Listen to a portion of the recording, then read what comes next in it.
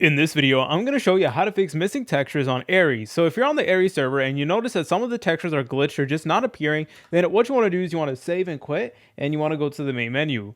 Then just go ahead and wait for it to load in, press on back, select over here where it says settings, go to left menu, scroll down until you see storage, then wait for it to load in, and you want to make sure that multi-select is turned on right here.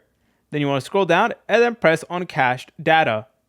Then afterwards, a bunch of packs like this will appear, and you just want to go ahead and look for all instances of Aeris. So what could be happening is that one of these packs right over here is corrupted or a little bit outdated, and therefore is causing mixing textures on the Aeris server. So you want to go ahead and select on it, and then you want to press on delete once you're done with that. So I'm not going to lie, the Aeris server has like almost 50 packs, so it definitely may take a little while, but once again, it is 100% worth it. And once you delete it, then you want to go ahead and join back in. And what that's going to do, it's going to regenerate all the textures like if you just joined the server for the first time.